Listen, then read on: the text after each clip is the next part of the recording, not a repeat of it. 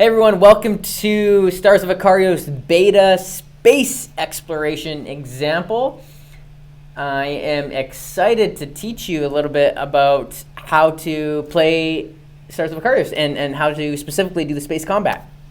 If you haven't seen this before, I'm kind of going to talk you from the beginning through the end of what space combat looks like.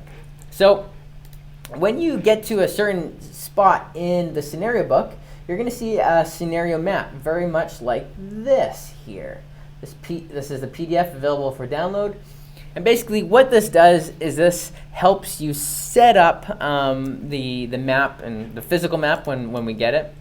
And also right now our digital content. So I've gone ahead and I've just set it up beforehand. We have, our obstacles, our asteroids here. We have the Sparrow right here. All these green areas is where player ships can start, and you can start facing any direction. And then we have our enemies. If it's a yellow enemy, it means it's elite. If it's red, it means it's regular. And also we have this number. And so the number corresponds with the player or the pilot count. And so if you have, we're playing with a 2-player scenario right now. So I'm going to do every number that's a 2 or lower. So I'm going to use, I'm going to use this regular, this elite, and this regular. I already got them all queued up here. And I don't worry about the 3s or the 4s. Cool, so I got them queued up. And each of the enemies has a number, but this number, it doesn't correspond to this. What it corresponds to is to the card, right? So this is tracking their health. So the number 1 elite, he has 8 hull, corresponds to that one specifically. So once I have set up the board, I'll go here and I'll set up the enemy card holders. Each enemy has this cool dual layer board where it tracks their hull, their shield, any status effects. So we have 1 elite Ronin scout at 8, and then we have 3 regular Ronin scouts at 6. I've got some cubes here. Enemies get a modifier deck, make sure to shuffle that up. And then they get an enemy combat deck, which will be over here. You can drag that, shuffle it. There's a fun little Tabletopia uploading error that these got rotated for some reason. All this extra stuff you can just kind of move to the side. Great, so I think we're good to go. So this is all you kind of need from the scenario book, and then also just make sure that you note the objective and you know any special rules. So the objective here, eliminate all enemy ships before the end of turn 6. We have a turn counter on the Sparrow, so we'll do that to 1. If you are within 3 spaces, so that's the objective, end of turn 6. Special rules, if you are within 3 spaces of the Sparrow, all enemy attacks against you are disadvantaged. So that's kind of a fun little bonus for being within 3 spaces. The Sparrow doesn't do anything otherwise, but hangs out here. So 1, 2, 3. So you can get 1, 2, 3. You can get decently close. Okay, so that's all I need from the scenario book. I'm just going to go ahead and zoom this guy in. All right, we have 2 players in this situation. I'm going to ignore these top 2. But the 2 players in this situation is Violet Ray. She is in the Argonaut. And Guardian, this is a new one, is in the Gnosis. Okay? This is already pre-set up, but feel free to mix and match as you see fit. Let me explain a little bit about what's going on here. So I'm going to zoom in. This player mat is your hub, right? This is your user interface for all space combat, and it is really neat. So that in the physical copy, it's a cool dual layer board with kind of slots for everything. Everything has its place. So when you slot in your pilot, it will go exactly where it needs to go. When you get your ship, it goes exactly where it needs to go. And you can't see it here, but there's actually an area for your ship miniature and an area for your pilot miniature to slot perfectly in. It'll also have areas for your weapon upgrades, your engine upgrades, tech, ship, and pilot abilities. So you get everything. And you kind of have your tracks. You have your hull track, your shield track, and your stress track. go ahead and you flip over the Argonaut. You click the F button for a nice easy flip, and track your hull and your shield. So the Argonaut starts with 8 hull, 0 shield, and you always start with 0 stress unless otherwise indicated. So that's good. And then you'll want to make sure to correspond or to mark the corresponding ammo of your items and upgrades. So burst fire has 3 ammo, and I'll explain a little bit of the cards in a moment. And I can go ahead and mark 3 on my supply track here. Focus has 2. I can go ahead and mark that here. All right, so that's the Argonaut. And I'm going to just quickly go ahead and make sure that the Guardian is set up. And I believe they are. Okay, good. So, welcome here. Pilots always start first, unless otherwise indicated, okay? So you and your allies will always start first. And when pilots take a turn, you actually take the turn simultaneously. So you can do all or only a part of your actions. You can do half your actions and wait till your friends do the other bit, and then you can do the rest of your actions. But one thing that I do try to encourage, although it's a little bit harder with Tabletopia, when you're around a table, I try to encourage, hey, imagine as if you're in a dogfight and that you're just communicating over a radio, right? You can't line up every special ability so it's perfect. Sometimes you just kind of have to go on your own, do stuff, and hopefully it's the best. But you can communicate a little bit, right? You can coordinate some attacks and be like, hey, can you get this guy? Can you help me out here? I need a heal, all those types of things. At the beginning of the pilot's turn, what you're going to do is you're going to roll your dice. So you grab all your dice, click R to roll. And here, I'll do the Guardian's turn first.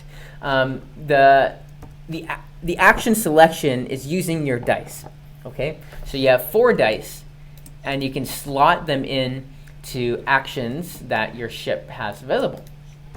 And so you'll notice that actions correspond quite clearly with the specific stuff. A few things. Let's just walk through it. These are move, these are attack, these are move or attack, and then there's also a stress icon, which counts as a wild, but your character will take a stress. If I were to slot in 1 move into this spot here, I would immediately perform this action. And this is an action that's up 1 to the left or to the right. And then pay attention to the direction that you're focused in, because direction in Akarios is very important. So I'm here. You know what? I'm going to go up and to the right that way. Why not, right? Cool. So that's my action. I'm kind of in a weird spot because, I can attack, and this is my basic attack action. But as I attack, you kind of have to see who's in your firing arc, right? All of these spots are within my firing arc. Let me just go and take a look. No, right now I have no one in my firing arc. It's right here. Boom, boom, boom. It's all missing. Okay, so I can't do my long shot either because the firing arc is just straight up. So what I might have to do for this is I might have to rotate. And this is the rotate basic action. So I can go ahead and slot in either an attack or a move to rotate. It doesn't mean you have to slot in this one, the attack or move. This one counts as either or, and just like this, right? So I'm going to slot in just the move, and the rotate allows me to rotate up to two spaces, up to 270 degrees. So you can't do a full, it's 120 degrees. You can't do a full 180, but you can rotate up to 2 spaces. But in this case, I just want to rotate up to 1 space, and now it looks like both number 1 and number 2 are within my basic fire action. So I'm going to go ahead and do my basic attack. Let me just walk you through what's going on here. If I were to slot in just 1 attack dice, I would do 1 damage. Big number in the triangle is damage. Small number in the circle is how many targets it will attack. And then sometimes there's a number in a square, just like this. And that means the range of the attack, and you only get the range of the attack if you don't have a firing arc like this. And so, you know, that's one. But if I add a dice, I get to do this damage instead. I get to do 2 damage. I don't get to do 1 plus 2, but I get to do 2 damage. So I'm going to do that, and I get to choose who I want to attack. I get attack number 1, the elites, or the regular, which is the red. In this case, I'm just gonna try to get rid of the elite as fast as I can, because I feel like the elite's bad. So I'm gonna go ahead and attack. When I attack, I flip over a modifier card and I add that to the value of the attack. But something cool is happening here. Actually, something not. If you're behind the enemy, you're advantaged, and this means that you get to draw 2 cards instead of 1, and you take the better of the 2.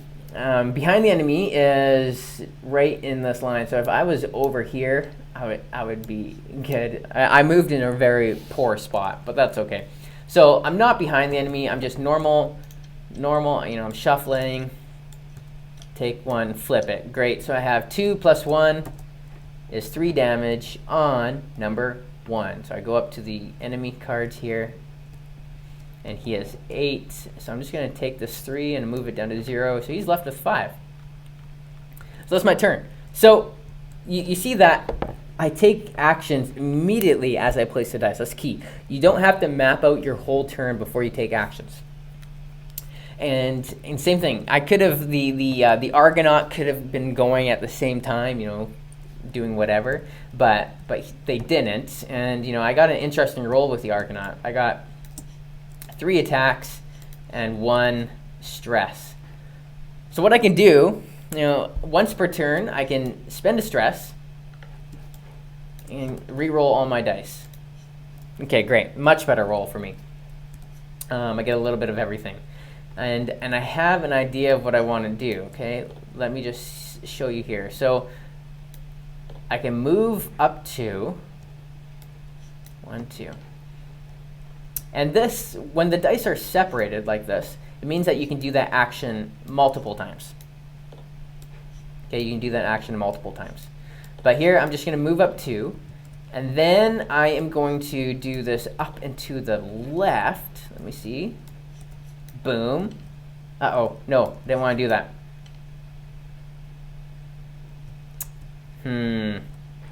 I was trying to get burst fire going. I guess I could still get burst fire going. Okay. Well,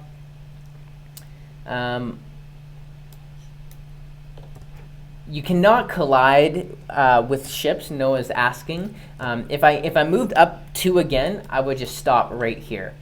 And which is okay, but it's actually not going to help me. And I do want to stay within 3 spaces of my Sparrow, because my Sparrow's buffing me right now. So I'm going to go ahead and slot in 2 dice on my burst fire. So my burst fire, the cool thing, I was trying to get it so it targeted both of them. Right, it has a 2 damage. Sorry, it has a 3 damage with 2 dice on 2. Oh, and this is an interesting thing. It's an either or. I think that was actually a little bit of a mistake. Let me just burst fire. I'm gonna just change that. Okay, so I'm gonna do the 2 dice. When I use it, I use up an ammo, and I'm doing 3 damage. I'm attacking the elite.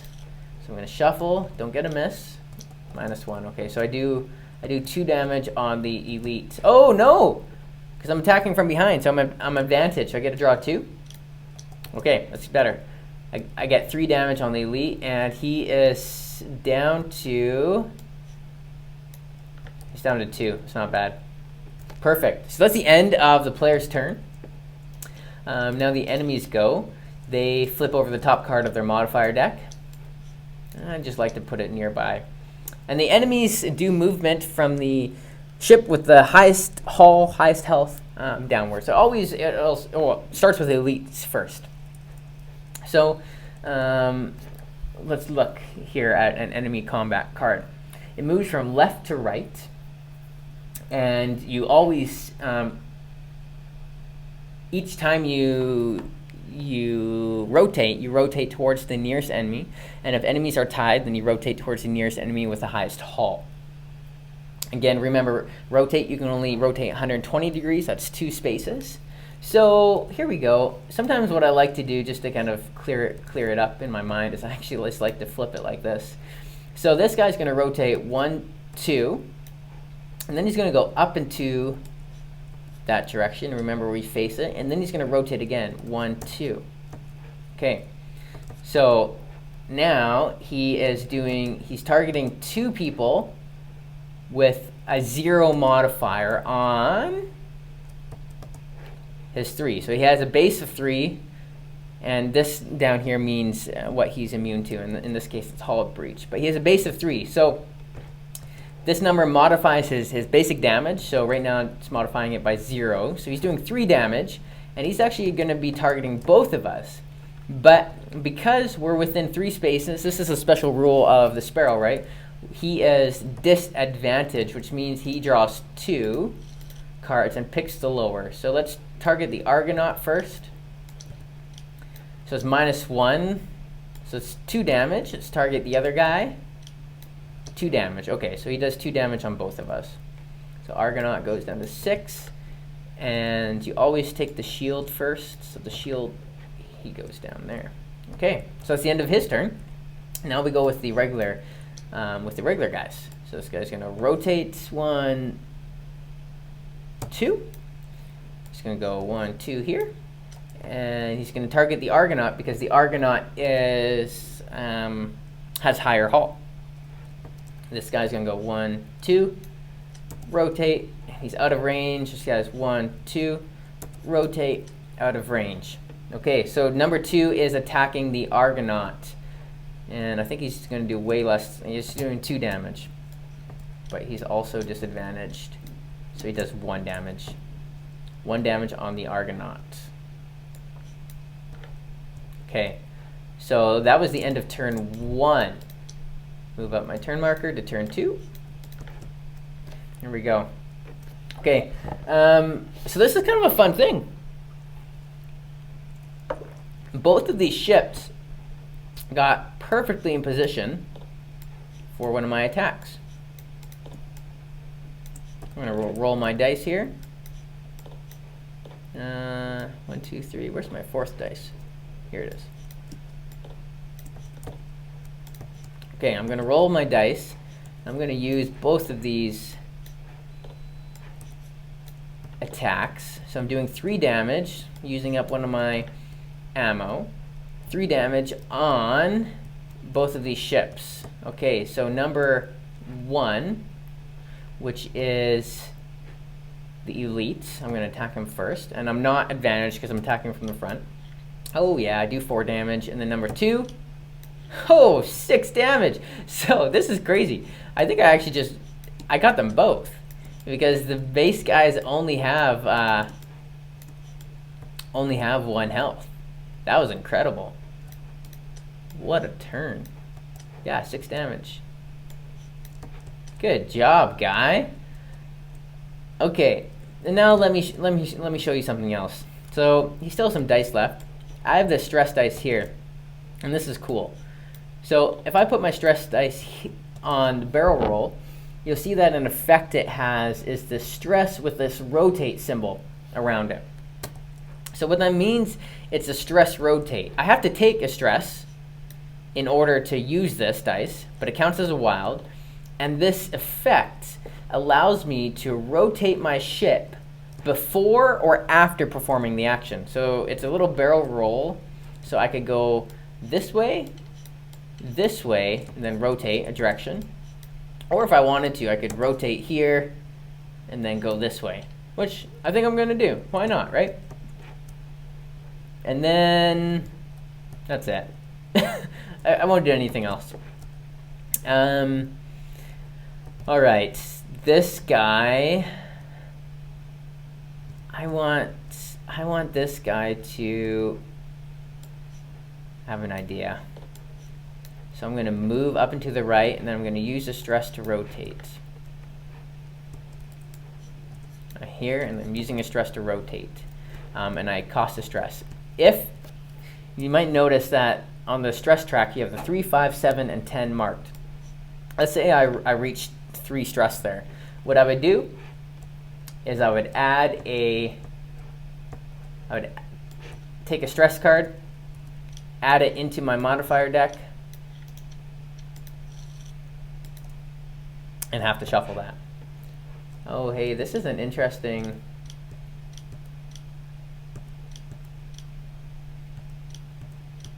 Okay. So now it's in my modifier deck, and then I'm going to use my long shot. So my long shot has 4 damage with 2 dice. I used up 1. Okay, so 4 damage on number 3. Ba-ba-bum. So he's down to 2. Just like that. Okay. So I think that's my turn. Now it's the enemy's turn. Go ahead and grab one of their cards. They're rotating. This guy is kind of right in between us, so he's going to go 1, 2. And then he's going to face the person with the highest haul. He's going to go here. This guy's going to go 1. He can't move anymore, which is kind of a weird thing. But this is, I think they're kind of stuck right where they are. So I'm going to start with the lowest number. So that's number 3. He's doing -1.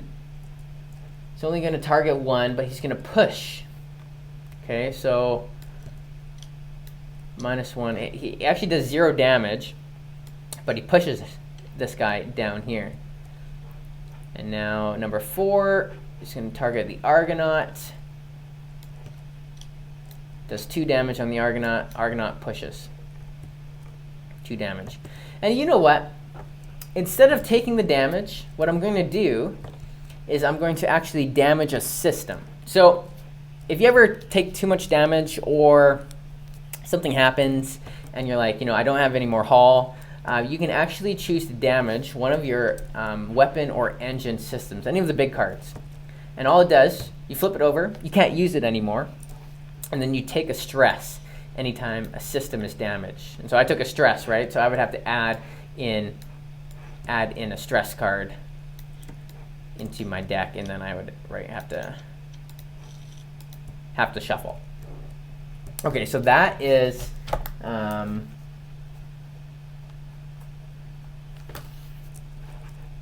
so that's a large kind of portion of how the game plays, right? You can take your turns and you're alternating between the enemies and the players, but it's an action selection game based off of your roll. You can always mitigate your dice rolls. And there's a lot of different special abilities that I didn't get into, right? Our focus, this allows you to add a target on an attack. Into the breach is taunt, which means enemies are forced to attack you. There's all these kind of bigger moves, lots and lots of stuff going on. And this is the first scenario. It's kind of an intro scenario. And then when you finish the scenario,